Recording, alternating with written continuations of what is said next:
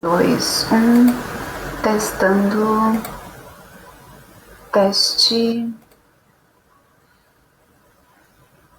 testando. Olá! Estamos aqui para nosso encontro 3 de atenção à família cuidadora, para que você, enquanto profissional, multiprofissional, consiga levar a tua missão e a tua forma de detectar, mapear as necessidades dos familiares que você atende no ambiente hospitalar. Foi isso que a gente veio conversando, né? A importância da tua missão e da tua função enquanto coadjuvante do processo de tratamento e terapêutico dessa família, né? Então, a gente vem conversando nesses 3 passos o quanto que tudo depende de como cada um concebe e como vê a implicação dessa concepção no cuidado de família, quais são as ferramentas para se entender essa família e avaliar não em uma lógica de julgamento, mas de entendimento. E que tipo de necessidades e de que forma elas estão alinhadas no familiar cuidador, né?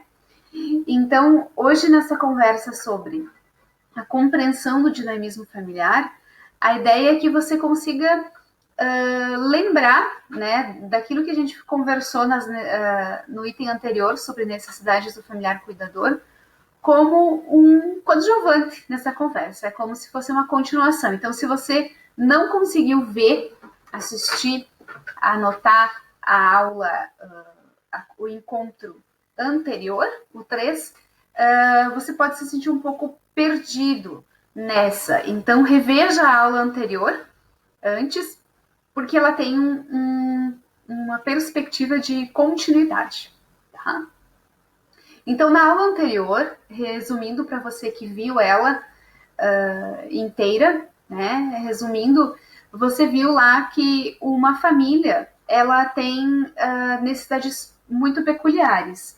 E os estudos científicos vêm mostrando, cada vez que aprofundam nas necessidades emocionais, psicológicas, e o que facilita uma reorganização melhor da família, quando exige-se um cuidado, principalmente hospitalar, é que a família precisa, dentro das suas possibilidades, sentir que está fazendo o melhor, né? E muitas vezes você vai perceber hoje que isso impacta muito seriamente na compreensão do dinamismo familiar, né? Que coisas da equipe que é multiprofissional no ambiente de hospital que acabam reforçando ou não reforçando essa grande necessidade. Então, hoje eu vou conversar com você sobre que coisas que podem acontecer que vão dificultar o entendimento e a valorização, o olhar para essa necessidade em especial, né? Quando a gente não entende como uma família funciona, como esta família funciona, a gente fica seriamente impossibilitado de ajudar ela a olhar e ter essa necessidade suprida. É uma sensação de autoeficácia, de aqui eu sou validada, né? Então, eu vou contar para vocês que coisas que uma equipe multiprofissional faz que mostram que ela não entendeu a dinâmica. E automaticamente essa necessidade dificilmente vai ser suprida no familiar, porque não vai chegar nesse nível de aprofundamento, de entendimento, de mergulho nessa experiência na rotina hospitalar, tá? Eu também vim contando para vocês que os estudos mostraram que uma segunda necessidade muito importante é de que tenha uma interação positiva com aquele idoso que está ali hospitalizado, aquele paciente da onco, aquele paciente da cardio, né? E como são coisas que você não tem controle, você vai estar muito ciente disso ali na abordagem no leito, diante de um procedimento rápido, muitas vezes soando até com uma emergência ou paliativo, né? Dependendo da família. Mas você vai ter dados, por vezes você vai entender que são poucos, outros mais, dependendo do tempo que vocês vão estar ali em interação, mas são elementos, eu vou partir desse pressuposto, de que tem como você ter elementos suficientes para você ter algumas atitudes que facilitem no suprimento dessa segunda necessidade, tá? Ou seja, Juliana, então você está dizendo que mesmo que uma família tenha uma interação negativa, coloco entre aspas, porque já vou explicar nessa conversa por que essas aspas, essa divisão, dá para eu, enquanto profissional da equipe multi, ter algumas atitudes facilitadoras ou não facilitadoras. Isso mesmo. É como se tu partisse do pressuposto assim, eu sou desses atores e diante dessa funcionalidade dessa família, né, eu tenho certos papéis e autorresponsabilidade suficiente para que eu possa trabalhar com essa família, né? Mesmo que ela me desafie, mesmo que eu saiba que, bom, ela não está por ela mesma suprindo essa necessidade desse familiar, né? Ali tem muitas interações negativas. Então, o que eu posso fazer ou não fazer quando estou no ambiente hospitalar, né? Quando ela está num momento crucial, agudo e por vezes até crônico, quando fica muito tempo, né? Exigindo recursos de um ator extra, a equipe multi no caso, né? E uma terceira necessidade importante lembrar, todo familiar cuidador, ele precisa expressar emoções, né? Então, isso exige que tenha uma certa frequência, uma certa qualidade, né? E que consiga ter o apoio de outras pessoas. Isso pode ser vocês, enquanto equipe multi, até outros familiares, né? Ali na sala de espera, no ambiente de convivência hospitalar e de acompanhamento da pessoa que adoeceu e que está hospitalizada, né? Então, essa necessidade, ela é tão inerente ao processo de cuidador familiar que ela precisa ser contemplada. Sempre você vai estar como que alinhado para essa necessidade. Imaginem que são 3 focos, 3 metas, 3 objetivos que, enquanto equipe multi, você acessando esse leito, esse caso, você é como que estivesse sendo estimulado a apontar. O que essas pesquisadoras das necessidades especificamente no cuidador familiar apontam, né? Então, é como se essas 3 necessidades fossem as grandes bases para vocês. É como se fossem 3 grandes alinhadores do processo terapêutico, de convivência com vocês ali, de promoção de saúde. Eu não estou falando aqui só de prevenção, tá? E nem só de tratamento, estou falando de promoção. Eu estou falando assim, ó, do quanto que uma família, quando vai para um ambiente de hospitalização, ela tem potencial para sair muito melhor. Isso falando em termos de bem-estar, de resiliência e de apostar nos recursos dela, tá? Então, eu vou contar aqui para vocês que quando a gente está alinhado com essas 3 necessidades importantes que a literatura mostra, tem coisas que quando a gente faz, a gente mais desfavorece do que favorece. E esse é o principal papel do profissional da equipe multi para com a família cuidadora, tá?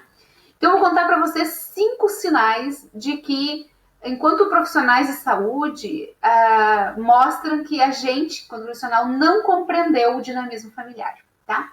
O primeiro deles é quando a gente acredita na família ideal. aquela família, né, perfeita, de pai, mãe, filhos. Se já chega pai 1 e pai 2, né, você já fica se questionando se quem vem desempenhar o papel ali de mãe é a avó, né? Isso já questiona essa tua crença, né? Então, acreditar na história de família ideal prejudica muito a gente enquanto profissional de saúde multi, porque a gente vai sempre fazer perguntas do tipo: é o filho quem tem o dever de cuidar? E daí a gente já vai partir do pressuposto: se veio o neto, então tem algo errado. Já vai levar para outras consequências que não facilitam a compreensão do dinamismo familiar. Tá? E tem a ver com os outros 4 sinais que eu vou contar na conversa de hoje. Tá? Então, quando você... Isso é cada vez mais presente, né? A presença de cuidadores como sobrinhos, irmãos, amigos. É uma tendência do mundo de hoje, em termos de família, a acionar outros atores. A gente está apostando cada vez mais no genograma emocional, não só naquele genograma que dá para fazer em símbolos, pai, mãe, filho, né? E alinhar a primeira, segunda e terceira geração. Muitas famílias elas estão totalmente fora dessa venda de conceito de família padrão que nos foi vendido, tá? E isso não entra mais no critério de normal ou não normal, tá? Por isso que essa é a primeira grande questão. Para você conseguir lidar com essa crença que te venderam de família ideal, é preciso também lidar com esse questionamento do que é normal, do que é não normal, tá?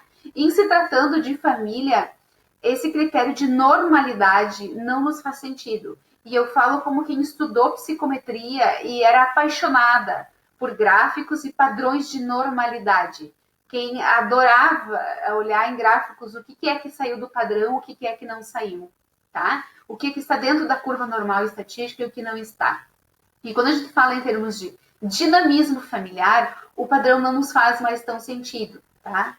Então, eu vou falar aqui para vocês que para a gente acreditar, enquanto profissional de saúde, na família reformulada, né, é preciso pensar em características muito únicas e próprias. Então, cada família que entra no hospital é como se começasse uma lousa em branco para a gente, né?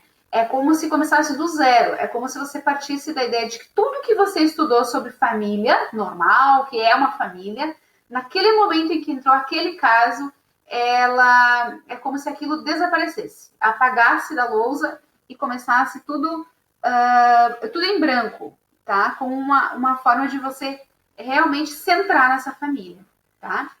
Então, quando você começa a identificar que na tua própria família, na família da gente, enquanto profissional de saúde, também tem comportamentos que, inclusive, a gente veio falando em aula e que auxilia no nosso relacionamento também com as nossas famílias, isso é um sinal de que a gente está reconstruindo os nossos conceitos e crenças sobre família ideal, tá?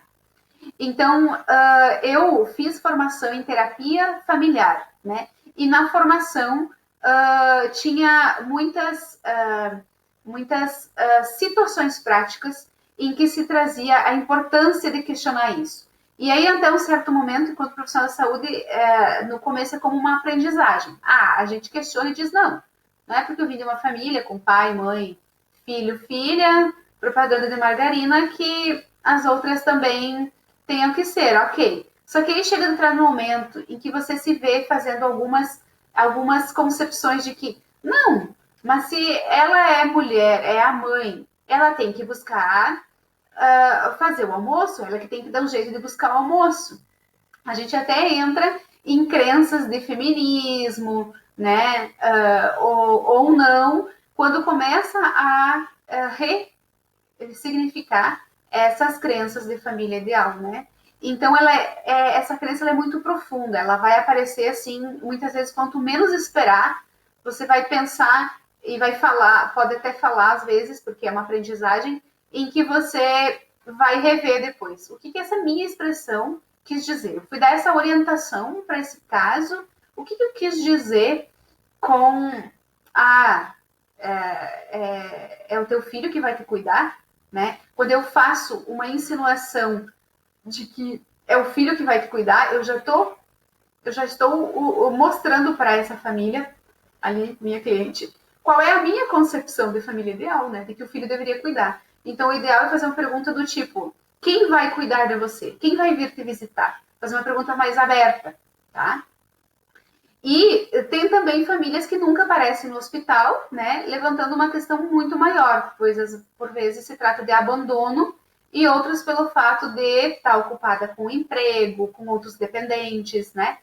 Então, essa ideia de família ideal, ela também vai aparecer em como que eu vou conceber o porquê que a família não apareceu para visitar, né? E não é uma questão só de saber o porquê, é de olhar e trabalhar com o que está acontecendo, tá? Com esta ausência ou não. Porque muitas vezes não é você sabendo o porquê, é um abandono, que isso vai influenciar no processo terapêutico do idoso, do membro ali na onco ou na cardio, tá? É a percepção desse paciente, não é a tua, tá? Vou falar disso mais para frente. Então, muitas vezes essa lógica do porquê, ela mais nos coloca para trás, para atrasar o nosso relato do prontuário, a nossa rotina de hospital, do que para nos favorecer, tá? Então, muitas vezes o porquê ele não vai nos ajudar, tá? Vai exigir de nós uma certa, ok, o que temos aqui? E é mais ou menos o que tem para hoje, né? É o no aqui e no agora. Isso acontece muito com idosos, né? Sendo acompanhados por filhos, na maioria das vezes, que compreendem e auxiliam no seu tratamento. Então, é como se cada vez que você visse, sim, é um idoso, é normal que o filho esteja acompanhando. Pelo simples fato de eu fazer essa expressão, é normal que o filho esteja acompanhando, eu já estou expondo a minha crença de família ideal, tá? Então, percebam, é um sinal muito forte esse e que ele aparece muitas vezes sutilmente, disfarçadamente, tá? Exige da gente uma profunda análise da gente mesmo, um profundo se olhar, né? Pra gente reconhecer esses sinais, tá? E principalmente no que diz respeito à corroboração que a literatura faz, né? Desse sinal. Esses cientistas aqui estudaram sobre a experiência, os sentimentos existenciais de ser, né, um familiar de pacientes da onco, por exemplo, tá? E aqui eles trouxeram que eles buscaram, então, compreender o cotidiano desses pacientes, desses familiares, em cuidados paliativos, e eles descobriram, por meio dessa pesquisa fenomenológica heideggeriana, com 20 pacientes atendidos ali, isso foi no noroeste do Paraná, em 2013. Eles, então, usaram apenas uma questão norteadora, tá? Como tem sido a sua experiência ao ser cuidado por sua família, tá? Veja que nessa perspectiva, basta uma pergunta para ser norteadora, não precisa ter escalas e questionários, tá? Então, esse tipo de análise permitiu que se selecionasse, então, unidades de sentido de cada depoimento que cada pessoa disse ali, cada familiar trouxe, e depois eles organizaram em temas, tá? Conforme a origem que essas pessoas traziam. Então, eles perceberam que tinha essas dois temas centrais, né? O quanto foi possível permanecer só ante a presença do outro, né? Vejam, os familiares, eles passam muito tempo no hospital acompanhando, né? E a outra, encontrando no amor o fundamento para o cuidado. Ou seja, como que eles deram um sentido para esse cuidado ali. Então, eles concluíram que o cuidado domiciliar em consonância com a prática paliativista, né, depois que sai do hospital e fica em casa, quando fundamentado em amor e solicitude, é capaz de dar asas àqueles que, no padecimento, visualizaram suas vidas ameaçadas. Então, tem certos recursos, muitos recursos. Essa perspectiva é você sempre pensar assim: quando eu acredito na família ideal, eu não estou sendo um recurso para esta família do jeito que ela é aqui. Eu tenho que me desprover dos meus valores, ok, não é que eu vou tirar eles ali, Mas naquele momento, para eu centrar nessa família, a crença de uma família ideal não ajuda aquela família que está ali na minha frente, tá? E quando isso acontece, é possível que cada familiar resolva do seu jeito como está fazendo esse acompanhamento e consiga dar um sentido para isso, né? E a literatura tem mostrado, pelo menos para esses 20 casos, que foi por meio do amor e da solicitude, como um recurso importante. Tá? Tem mais sinais. Tá? Um deles é quando você acredita na família ideal, e isso, por exemplo, tem a ver com o contexto de oncologia. Né? Nessa pesquisa, os pesquisadores mostraram que tem um impacto emocional muito grande na família, né? Inclusive, ameaça à saúde mental não só do paciente, sim da família. E a partir disso, eles então organizaram objetivos em função de pesquisar, por meio do viés de terapia familiar, como é que, pelo embasamento teórico sistêmico estrutural, podia-se entender o padrão de interação nos grupos familiares de pacientes, né?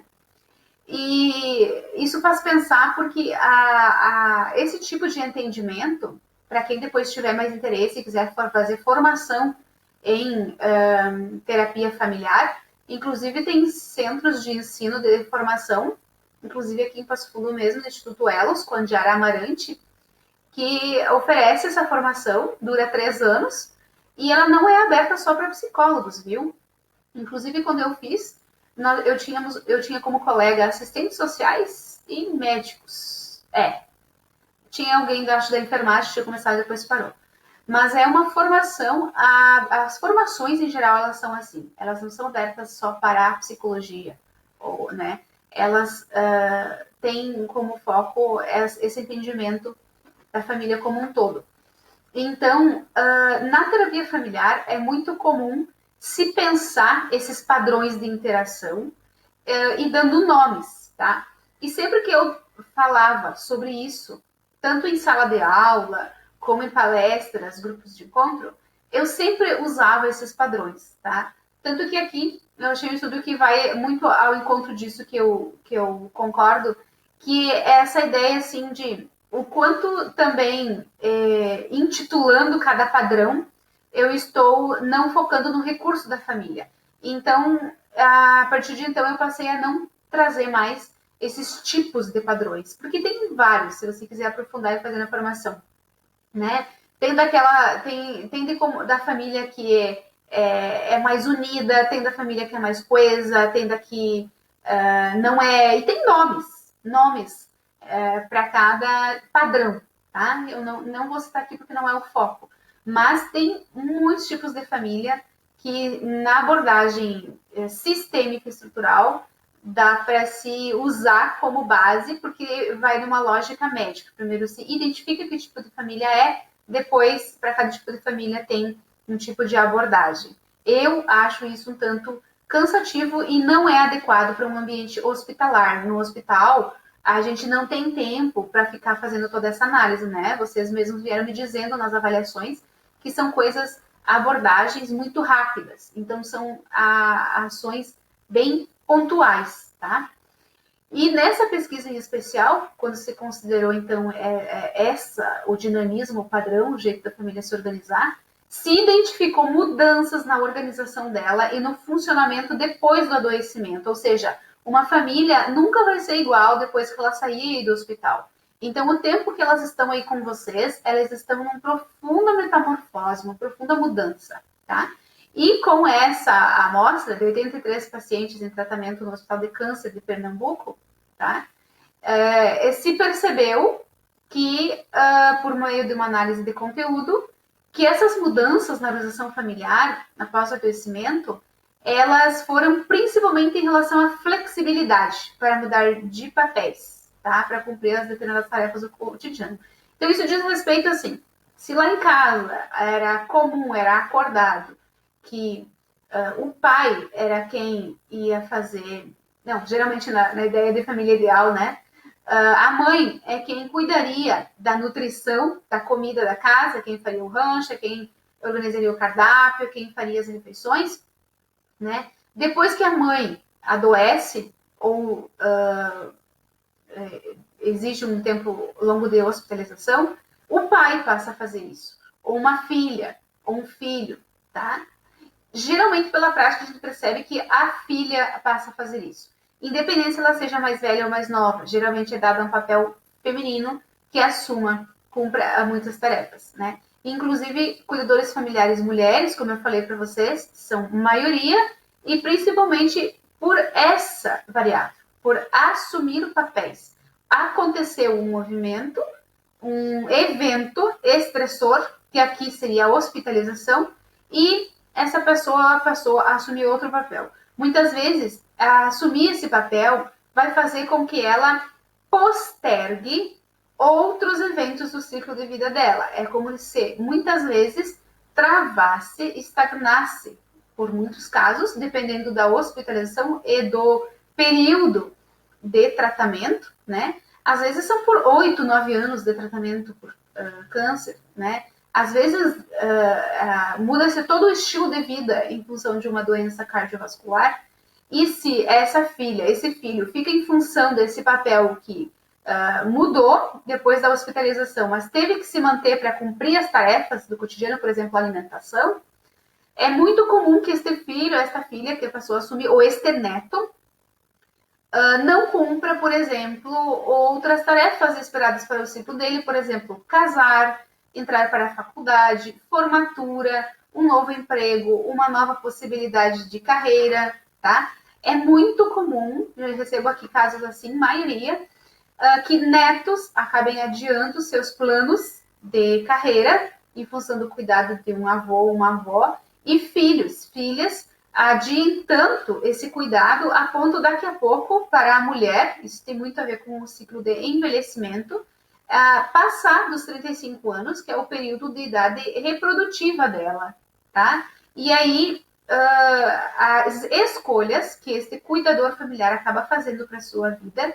acaba sendo muito em função das necessidades da pessoa adoecida do que de si mesmo. Então, por isso que aquele passo anterior, que a gente conversou sobre necessidades da família, eles são muito importantes de serem mapeados e entendidos.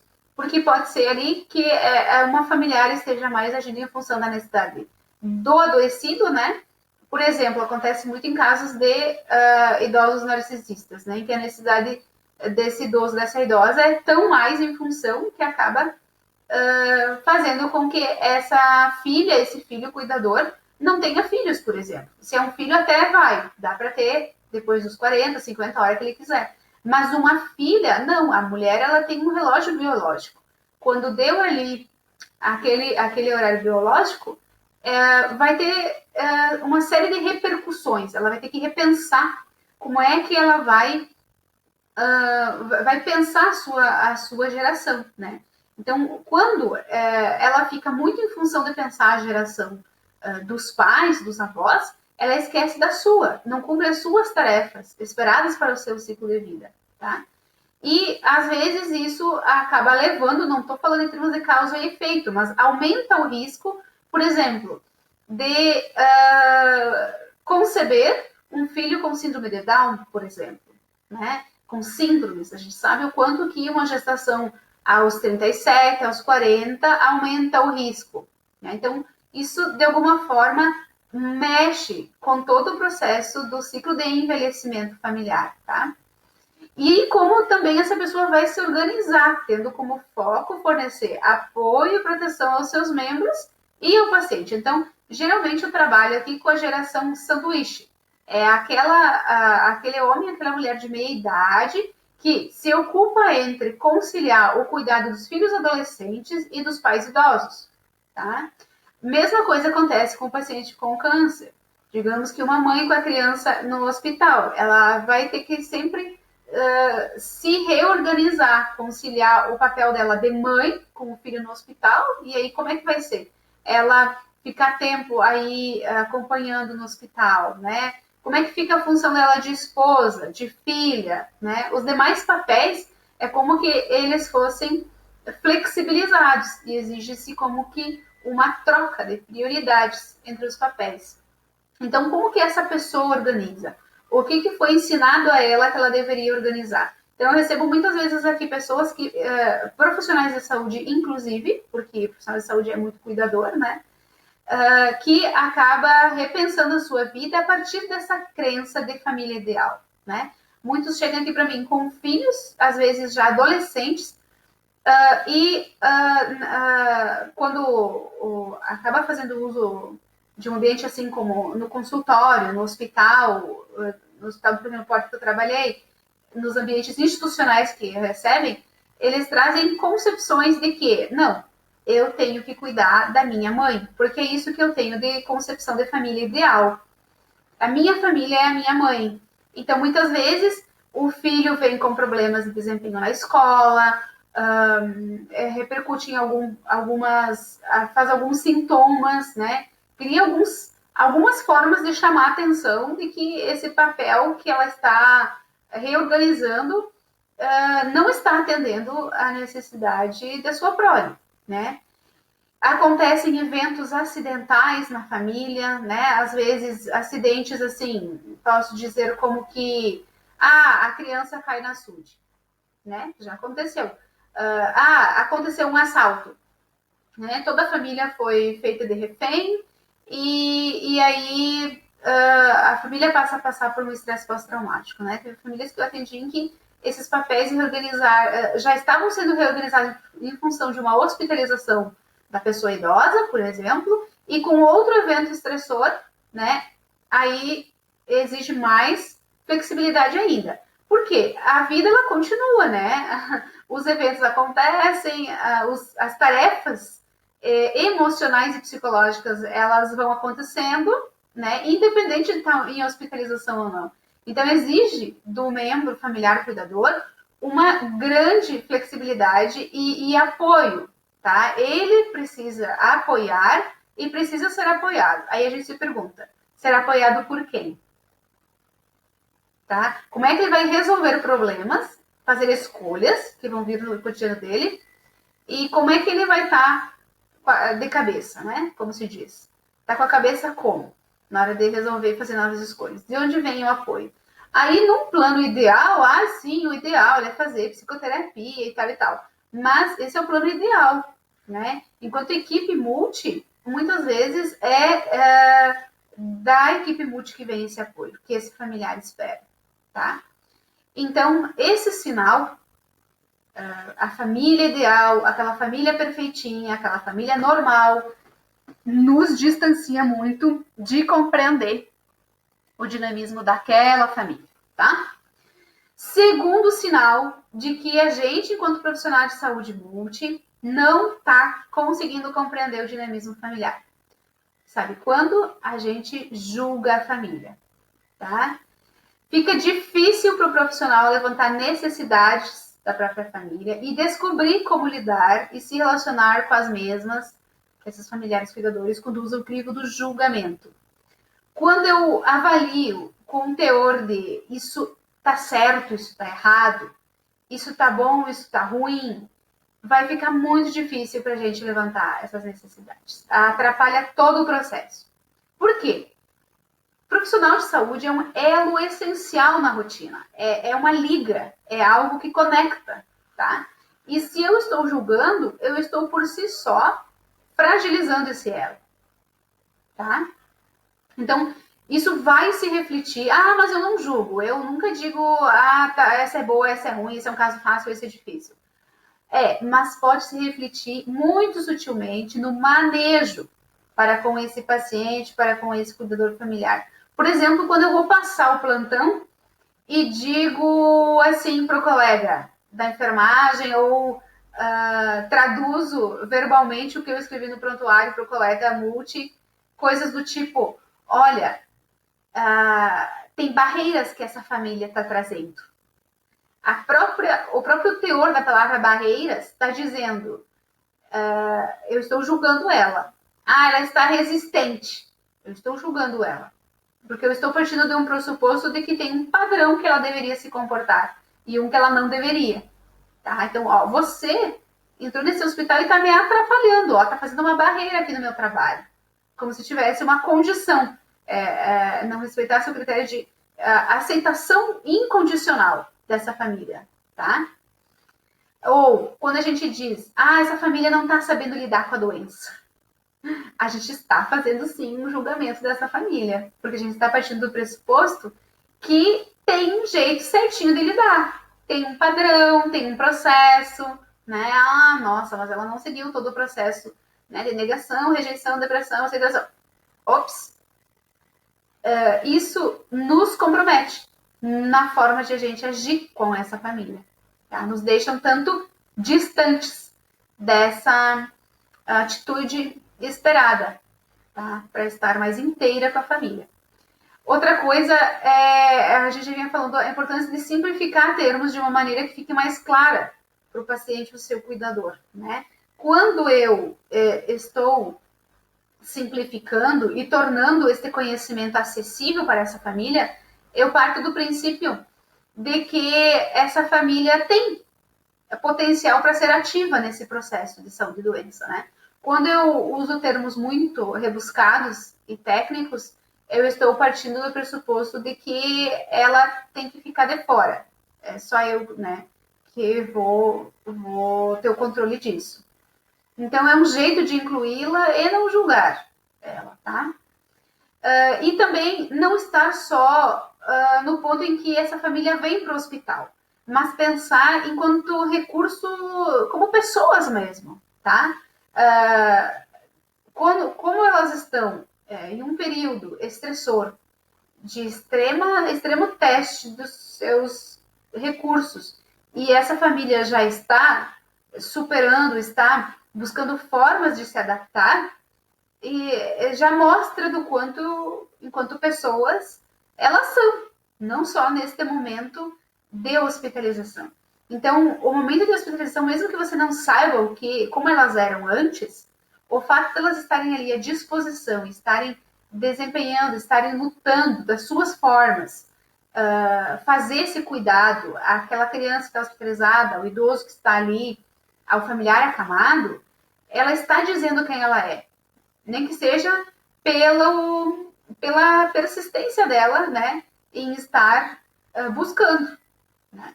Então, isso, quando a gente olha dessa forma, a gente vai evitar julgar a família quanto, essa família está muito atrapalhada. Né? A gente vai olhar ela como, olha só, está se puxando, né? Está dando seus pulos, está se virando, está se resolvendo, está indo atrás de alternativas, né? E é isso que vai ajudar você a mapear, principalmente os assistentes sociais, a mapear condições para ajudar a assumir e ver, né, o quanto que essa família consegue assumir o encargo de profissão social. Se eu estou julgando ela, é como se fosse uma barreira que eu mesmo, enquanto profissional de saúde, jogo nessa família, embaça o meu olhar e eu não vou conseguir ajudar ela a ver as condições que ela tem, em que medida que ela pode ou não. Tá? Porque ela mesma, é natural isso do ser humano. Quando a pessoa se sente julgada, ela se fecha. Ela não vai se mostrar. E muitas vezes, pelo fato de eu estar já julgando, eu vou perder de conhecer os recursos, as condições que facilitariam essa família a se encarregar de uma proteção social. Tá? Principalmente quando a gente vai escolher, a gente tem que escolher qual das famílias, né, dos filhos, que é mais indicado que o idoso volte para casa de quem? Do filho, do neto, né? Se eu partir daquele pressuposto, aquele sinal anterior de que a família ideal é filho, eu, enquanto assistente social, vou pensar assim, não, tem que mudar para casa do filho, porque filho é quem tem que cuidar. Mas se as condições emocionais do neto são melhores, né, eu estou disponível para olhar, né, porque eu não estou julgando, eu vou conseguir fazer um novo direcionamento dessa proteção social. Tá? Qual que é o perigo da gente julgar uma família que não está ali assistindo o idoso, o paciente da onco, da cardio? Ela pode não estar simplesmente por questões de segurança. Um exemplo muito prático e muito real é a atualidade com relação ao Covid. Inclusive uma medida de segurança que o familiar não visite o idoso. tá? Então, cuidado. Julgar uma família nos deixa com sérios problemas, inclusive, de decisões, escolhas, rumos do processo terapêutico enquanto multiprofissionais, tá? Quando a gente julga, a gente também tem uma tendência natural, é da mente humana, não se cobrem por isso que é um exercício de olhar para esses sinais para compreender melhor o dinamismo familiar. A gente tende a dividir em caixinhas. Então, aqui a coluna da família que dá certo e aqui é a coluna da família que é toda atrapalhada. Cada vez que eu coloco colunas, caixinhas, encaixoto, divido as famílias por tipos, eu estou julgando ela, tá? É muito tênue essa linha e as experiências de hospitalização com familiares cuidadores na literatura tem mostrado uma ineficácia dessa necessidade de tipificar a família, de encaixotar, tá? Claro que, como é natural da nossa mente, a gente vai já separar, ó. Aqui tem os que abusam, ó. Eles sabem cuidar, só eles que sabem cuidar do familiar, eles e o médico no máximo que tem que ter o saber, eles invalidam a equipe multi, eles querem saber todos os procedimentos, eles querem urgência, querem que faça a vacina, a administração da medicação para hoje, para ontem, né? Eles se sobrecarregam, eles sofrem, né? Eles chegam a chorar, eles chegam a estar mal, né? E deixam o idoso, a criança da onco, o paciente da cardio mais agitado, mais nervoso por causa disso. Então, essa é a coluna da família não boa. Olha só. E essa é a coluna da família boa, tá? Que os familiares chegam, eles estão aqui por amor, eles se importam com a melhora, eles querem que a pessoa melhore, não ficam desejando a morte. Olha só o nível que a gente pode chegar. Passa tranquilidade para a equipe, então a gente é uma família assim que dá pouco trabalho para a gente. A gente costumava dizer isso, né? Dá para sentir que o vínculo entre eles é bom, é forte, tem muito carinho, lealdade, cumplicidade, uma vida inteira de amor, valores e respeito, tem diálogo, né? Falam sobre a melhora terapêutica, falam a mesma língua, estão em sintonia. Em hipótese alguma, eles pensam em impor alguma coisa sobre o idoso, tá? Conversam com o idoso, decidem junto. Essa é a família boa. Que perigo! Isso é um sinal de que a gente não está compreendendo o dinamismo daquela família. A gente só está pensando em duas caixinhas. A caixinha da família boa e da má. Do tipo que facilita a nossa vida enquanto profissional e do tipo que não facilita. Isso nos põe sérios distanciamentos de realmente estar inteira para aquela família ali, tá? Até porque tem um embasamento na literatura para isso. Olha só o que esse povo descobriu, tá? Esses pesquisadores foram ver as atitudes da família, né, frente aos aspectos do câncer. E eles descobriram que até a própria harmonia familiar, ou seja, lá da caixinha da família boa, é abalada frente à perspectiva do câncer para com um dos seus membros. Com isso, pode-se concluir que a família tem um papel fundamental no desenvolvimento da convicção do paciente de que o tratamento é eficaz, podendo se transformar em um aliado forte e poderoso nesse contexto.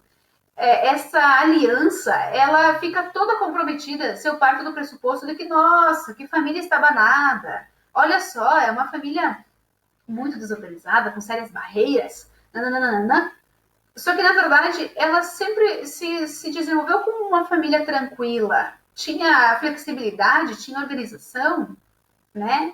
Tinha harmonia naquela família. A hospitalização entra como uma variável.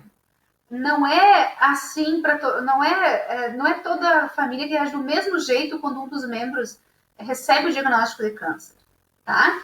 Inclusive quando até nem é, né, o diagnóstico de câncer, né? Tem muitas situações em que colocam, por exemplo, suspeita de câncer. Já é um evento estressor, tá? Então, a harmonia, esse conceito, ele tende a ser muito presente. É importante essa esse olhar para o aqui e agora, no sentido de que é hoje que ela está assim. E a hospitalização é uma variável muito importante, a ponto de ter mexido numa harmonia interior, tá? Então, esses são os benefícios quando você não julga a família. Você consegue ser um elemento importante dessa engrenagem. É uma engrenagem, tá? Quando você não julga a família, você vai conseguir olhar para esse familiar que está, por vezes, até não olhando os direitos do próprio idoso, por exemplo. Acha que porque a mãe é idosa, está hospitalizada, não sabe decidir sobre a vida dela. Então a gente vai decidir se ela vai fazer cirurgia ou não, a gente vai decidir se ela vai iniciar a quimioterapia ou não, a gente vai decidir se ela vai para o lar de idosos ou não. Como se aquela idosa, simplesmente por ter envelhecido, ela perdeu os direitos dela. Ah, mas Juliana, o que a gente faz como equipe? O que a gente vai fazer com um caso desse? Então, um dos sinais de que tu não está conseguindo compreender é que você vai de cara julgar, né? E vai dizer, nossa, mas aí, olha só, isso aí está se encaminhando para um caso de meu, nossa, olha só, né? Vamos denunciar, quando é que já se viu, blá, blá, blá. Claro que tem casos que você vai precisar acionar a justiça, porque houve um roubo de um direito humano, digno. Sim, tá? Mas, num primeiro momento, é nosso papel, enquanto profissional de saúde, ouvir esse familiar em seus direitos, tá? Como que ele foi olhado. Às vezes, isso a gente falou no outro encontro, né? Às vezes, você está diante de uma filha, de um filho que foi roubado no seu direito de ser filho. Acontece muito. E vocês devem ouvir, inclusive, né, histórias sobre brigas por herança. É muito comum que, quando esse assunto vem à tona no ambiente de hospitalização, esse vulcão de anulação de direitos já existia muito antes e até em 3 ou 4 gerações anteriores. Veio se alastrando por gerações, séculos. Tá? Quem somos nós, meros mortais? Quem somos nós na fila do pão para querer mudar toda essa engrenagem de gerações? Tá? A gente tem um simples papel, que é de ser o ator nessa engrenagem que não vai retroalimentar essa configuração familiar, tá? A gente logo vai se antenar que se esse familiar não está conseguindo ouvir o idoso no direito dele, eu vou ouvir esse familiar no direito dele, de ser ouvido, de pensar comigo como que ele está pensando a decisão como pai, né? E se esse filho, ele, no caso que vocês citaram, né, está diante de um pai narcisista, de um pai que nem sequer cumpriu o papel dele de pai. Acontece muitos casos assim, em que o filho simplesmente recebeu uma ordem judicial de que o pai está hospitalizado e que é obrigação dele a cuidar dessa pessoa idosa, né? E ela simplesmente vai para o hospital perdida, vai atrás de um advogado, vai ver como olhar para esse seu direito de ser filho, quando na verdade o pai já está exigindo o direito dele, né? Então é como se fosse assim, peraí, peguei o trem andando e quero sentar na janela, né?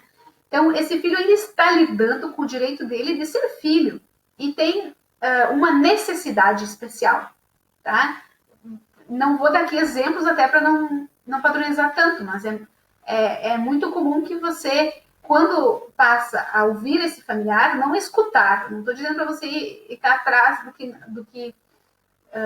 do que ele não falou ou de fazer uma intervenção psicológica. Mas quando você ouve os direitos desse familiar, automaticamente é como se fosse uma engrenagem. Você empresta um pouco desse recurso para esse familiar também ouvir o direito desse idoso, tá? Então, simples, então, pai, você não gosta, então, eu nem te conheço, mas você não gosta de tal coisa, né? Então, esse familiar ele vai conseguir ter um novo formato de comunicação com esse familiar, principalmente idoso, que isso acontece, e vai conseguir, justo por quê? Porque recebeu essa autorização essa validação dos seus direitos de uma equipe multi, atenta, que não precisa fazer terapia no familiar, mas está atenta e simplesmente favoreceu que ele falasse da sua necessidade de direitos ali, né, com um familiar que exige os seus. Então, essa facilitação, ela por si só torna a pessoa muito mais digna, mais humana, mais compreensiva, né?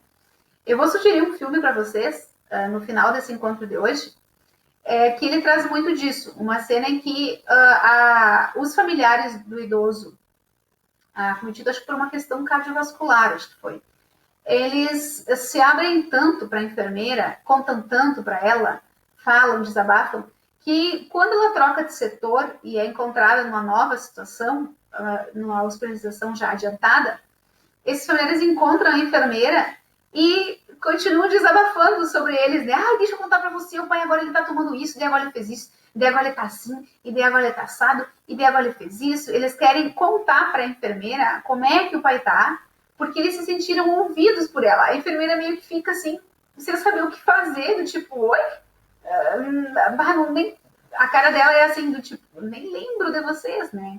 E tem tantos. Ela podia ter dito, olha, você é só mais um na lista dos meus prontuários, esse é o número 230, se eu não me engano, né? Mas não, ela parou, olhou, ouviu, e aquilo foi tão fortalecedor para os familiares, né? Eles se sentiram tão parte, agradeceram para ela, todo o apoio dela.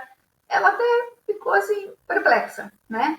Mas é porque a gente, enquanto profissional de saúde, muitas vezes não tem noção da responsabilidade e da repercussão, do impacto que se tem na vida da família, tá? Por isso que eu coloquei essa imagem da engrenagem. É como se fosse colocado ali um óleozinho na tua engrenagem enquanto equipe. Se você está afiado, você está atento a tudo isso, você está como que com o óleozinho, né? A engrenagem funcionando, não vai crack, crack. E aí você empresta um pouco desse óleo para a engrenagem da família, que ali está como maior, porque a gente, nessa conversa, está falando da família, está centrando na família, né? Então, automaticamente, esse paciente, ele também vai ser beneficiado. É como que fosse uma retroalimentação. É um ambiente favorecedor, simplesmente porque uma dessas peças, você, enquanto equipe multi, soube favorecer. Como? Não julgando essa família. Algo tão simples. Algo tão simples e é tudo. Né? Faz a diferença. Nesse caso da cena do filme, que eu contei para vocês, vocês vão ver, sou como tudo para aquela família. Tá? Terceiro sinal de que o profissional de saúde não compreendeu o dinamismo familiar. Age como se a fragilidade da família, devido à dificuldade de lidar com o sofrimento do seu ente adoecido, fosse sua. Aí vem o grande jargão, assim, a pedra mestre. Todos os estudos que se fala de família no ambiente hospitalar falam da importância da empatia. Mas, quando a gente vai falar, veja só, quando você enquanto especialista, é esperado que com o tempo na sua carreira você vá se tornar um líder, tá? Porque um especialista, um residente, uma pessoa que fez residência, ela desenvolve muitas habilidades nesse tempo de experiência, né? E passa automaticamente a, inclusive, ser líder, né? Não em termos só de cargo, como eu falei no encontro anterior, mas enquanto quem é referência em atitudes. Fulana faz assim, é uma colega que eu respeito muito, me inspiro nela, você é uma líder, tá? E muitos acabam falando assim, na troca de plantão, não, eu cuidei da tua mãe, do teu paciente, do teu familiar, como se fosse a minha mãe, tá? Olha, pessoal, nossa equipe, vamos nos unir, vamos nos motivar, vamos cuidar dos nossos pacientes como se fossem os nossos familiares. Ei, tem um perigo grande aí. É como se a gente fizesse uma parte do caminho e precisasse continuar, completar esse processo. Que é o quê? É eu me colocar no lugar dessa família e sair, usar dos meus recursos para trabalhar e tratar essa família como ela gosta de ser tratada, tá? Que é a empatia, tá? Porque eu vou conseguir considerar como é que se deu nessas famílias a transmissão dos valores, né?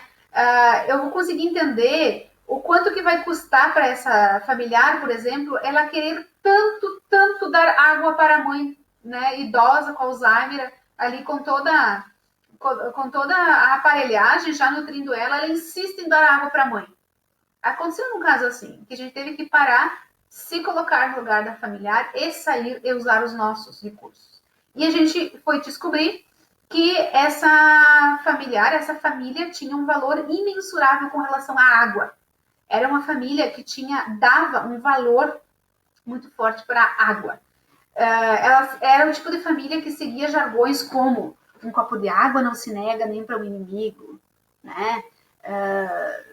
Um copo de água, né, tem o seu valor. Tinha todo um poder, uma representação também de religiosidade, né? E essa mãe tinha dito para as filhas: eu posso morrer de tudo, menos de sede. Então, veja só, para aquela família, para aquelas filhas, não dar água para a mãe tinha era romper com o valor, com um elo entre elas, né? Um valor enorme. Então, até a equipe entender, explicar, né? Olha, tua mãe não está morrendo de sede, ela está sendo hidratada. Inclusive, se você der um copo de água nela, isso pode causar a morte dela, porque se ela pode aspirar, e pode ir para o pulmão, pode fazer uma pneumonia, e pneumonia no idoso com Alzheimer é o caminho para a morte. Então, do jeito que você já conhece que é essa família, você vai usar de palavras não assim como eu estou falando, mas vai conseguir mostrar para ela a dimensão e também a intercalação de valores. Esse valor, água, vai deixar de ser prioridade, né? Porque vai conseguir mostrar para ela o valor da vida, por exemplo, né? O valor vida vai se sobrepor, tá? Então, tem também muitas tradições, muitos significados culturais, exemplo desse que eu falei, que a família está se adaptando, está fazendo um esforço enorme para se adaptar a essa demanda de hospitalização, as tarefas, o que tem que fazer no contexto hospitalar, nesse horário dá, nesse não dá, agora com Covid dá, agora com luva, agora com máscara, né? Então, a família sempre está fazendo um esforço enorme. Se ela conseguiu chegar até ali, né? E muitas vezes, se você não consegue sair desse lugar e fica tratando a família do outro como se fosse a tua, muitas vezes a saúde do trabalhador ela tá ali para te olhar também, né? E às vezes é hora de usar de um atestado, do atestado, né? A gente sabe, e até vou trazer depois, o quanto que o absenteísmo ele é muito forte, principalmente na enfermagem, né? A faltar, né? Colocar, mete um atestado para conseguir lidar com tamanha demanda, né? Mas a saúde do trabalhador favorece que você se olhe, e até tem instruções assim que vocês trouxeram como conseguir se enxergar direito dentro dessa pandemia, né? Também como jeito de se cuidar, porque para cuidar do outro, a gente precisa estar em condição de cuidar, ou seja, precisa estar ao menos mais disponível emocionalmente do que o usuário aqui na nossa frente, tá? Então, ainda mais no momento de pandemia, em que é um evento altamente estressor, sem precedentes, tá? Quando teve a gripe espanhola, a gente não tinha toda esse arcabouço, né, de recursos. Foi o mais parecido que a gente teria como medida histórica da humanidade, né, para olhar, mas é um momento extremamente estressor. E eu adoro a avaliação psicológica, né, por isso que fiz um doutorado em psicometria e com base nisso. E as pessoas que, quando entraram no hospital, elas passaram por um processo de avaliação psicológica e teve um ponto de corte, assim, que na avaliação psicológica foi algo cogitado, não se eliminou a pessoa, mas se contratou ela porque se precisava daquela pessoa, não era o ideal para aquele cargo, né?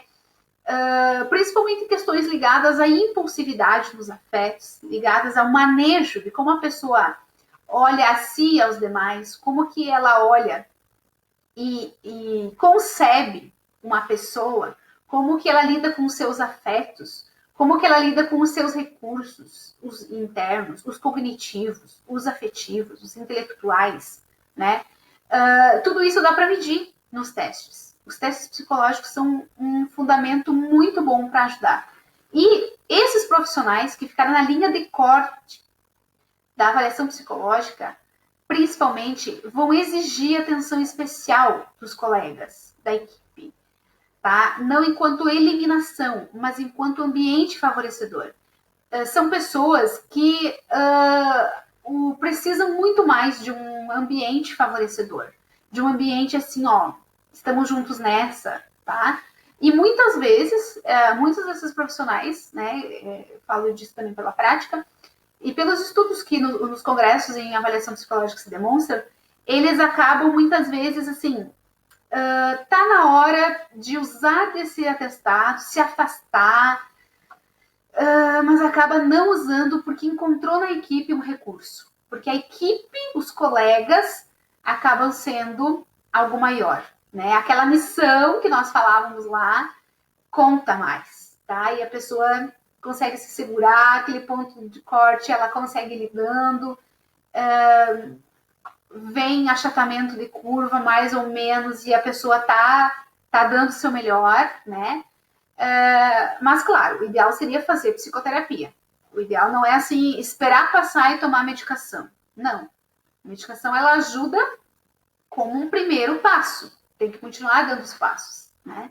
E, nesses casos, é fortemente recomendado, enquanto equipe, se ajudar a pessoa a fazer o seu processo de psicoterapia, né? Vocês, enquanto equipe, encaminharem para as gurias da psicologia, para que se usufrua desse recurso da instituição, tá? O problema, e a gente vê nas pesquisas, é que a equipe de enfermagem, principalmente, a equipe de saúde, ela sofre com muito burnout, né? Uma das, junto com professores e policiais, uma das profissões que mais tem burnout. E se usa de vários artifícios, cinismo, atestados, né, para maquiar, para deixar para lá esse desengajamento no trabalho, não olhar para a sua necessidade, né? Então, a função cuidador, é uma das que mais se puxa, tem uma missão, mais se esforça, mais persiste, né? E tem um perigo enorme de não se olhar. Então, quando eu me olho, quando você, enquanto profissional de saúde, olha a si, você vai perceber nitidamente que, por mais que aquela família que está ali na tua frente tem muitas semelhanças com a tua, ela não é a tua. E isso vai estar, assim, muito claro, muito nítido, tá? Vai te dar, inclusive, muito mais autoconfiança, segurança ao lidar, tá? E essa história da importância da empatia, ela vem de longa data, ó. Tem autores desde 2005 que colocavam sobre a importância do relacionamento com o profissional de saúde, para a pessoa aderir ao tratamento, né? A capacidade para criar empatia com o paciente, percebendo aspectos da subjetividade, foi uma atitude citada pelos participantes como fundamental na postura da equipe. Que são estudos em que vão lá e perguntam para os idosos, para os clientes do hospital: qual atitude? O que deu certo? O que funcionou enquanto você esteve no hospital? E sempre foi a empatia. Sempre foi essa condição de eu fui olhado como eu. Eu fui tratado do jeito que eu. Sim, mas então a gente vai ter que tratar o narcisista sempre dando atenção para ele. Por vezes você vai ter que chegar no leite e dizer: e aí, seu João? Que tal, grande João? Como é que foi hoje? Você vai ter que usar palavras como grande, né? Mas então você é o fera, né? Mais uma vez conseguiu superar mais um procedimento. Esse tipo de expressão está em acordo com o funcionamento dele e não é puxa-saquismo, né? Claro que vai depender da forma com que você vai falar, mas não tem esse teor de bajular, né? Ele tem, sim, se você conhece a personalidade da pessoa e você aborda ela assim e ajudando ela a aderir, você está usando a tua relação como um forte coadjuvante, como um recurso do tratamento dessa pessoa, tá? E não tem relacionamento com os profissionais, é o que sempre aparece, tá? Outra coisa muito importante, e essa sim, pra gente pensar mesmo. Tem uma incidência do silêncio, tá? Principalmente em pacientes com cuidados paliativos. Foi pesquisado isso, tá? Se constatou que isso atrapalha, inclusive, a comunicação, ela fica ineficaz, né? Porque aí tem falta de informação entre os profissionais de saúde, pacientes e familiares, sobre o diagnóstico, sobre o prognóstico, né, da enfermidade.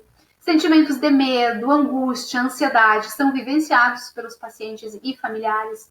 Então, por exemplo, isso acontece quando tem médicos que têm medo de dar o diagnóstico de câncer e acaba dizendo assim, não, o familiar disse que não é para dizer, porque o idoso não queria saber, então se apoia no ombro dessa fala do profissional para ir protelando, né, a comunicação desse diagnóstico.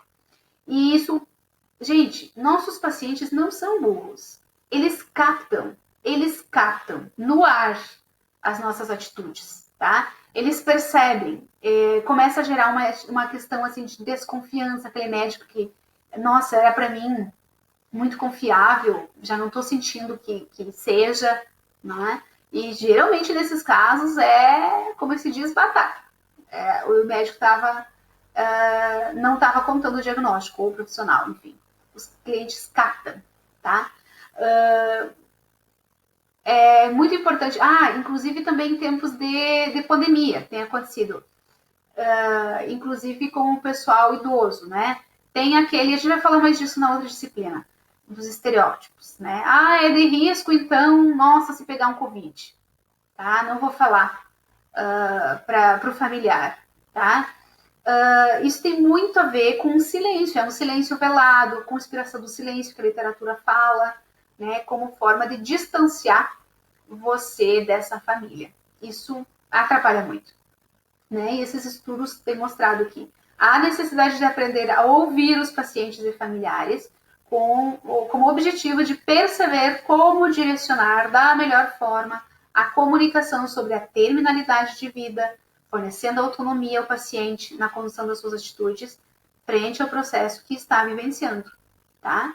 E então essa é uma delas, esse é um dos sinais. Depois eu vou contar mais para frente outro sinal que faz com que a gente, por exemplo, não fale você está com Covid, você está com câncer, o teu problema cardiovascular, ele impôs para você menos tempo de vida, você só tem 6 meses, falas desse tipo. Aqui tem a ver com quando a gente veio de histórias com famílias muito sofridas, em sofrimento, que diante de uma doença estagnou, e aí age como se essa família do paciente também fosse assim. E não nunca é, tá? Então, a conspiração do silêncio, trazida pela literatura, ela se embasa muito nesse sinal aí, quando a gente age com a família do nosso paciente como se fosse a nossa, tá? Outro estudo que, inclusive, teve um fundamento psicanalítico para trazer para o pessoal da cardio, né? Esse sinal nosso de agir como se fosse a nossa, em função de uma fragilidade que é nossa, não é da outra, não faz sentido nenhum. Né? Esse estudo mostrou que, inclusive, para muitos familiares do setor de pacientes com questões cardiovasculares, a própria dimensão de adoecimento, a hospitalização, serviu para ser um impulso para a vida. Né? As pessoas valorizam mais a vida, mudar o estilo de vida, mudar a alimentação, e para funcionamento pelo princípio da realidade. O que eu queria era isso, mas e o que eu tô afim, né? Nessa minha relação com o que eu desejo, o que eu posso e o que eu quero hoje, né? Então, geralmente uma hospitalização no setor cardiovascular tem aparecido na literatura como um impulsionador de valorização da vida. Ou seja, a família tem como se virar. Ela tem recursos para dar e basta a gente favorecer, a gente ter atitudes que alinhem isso, tá? Outro, todos os estudos têm mostrado uma atitude favorável para com as famílias é um indicador relevante para a integração das famílias no processo de cuidados. Atitude favorável.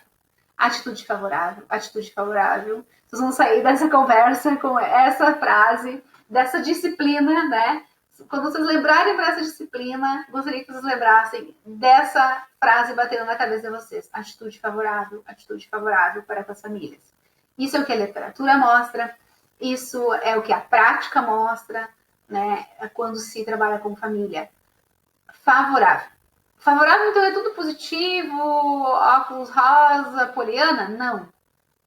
São essas atitudes que eu venho falando. Não julgar, né?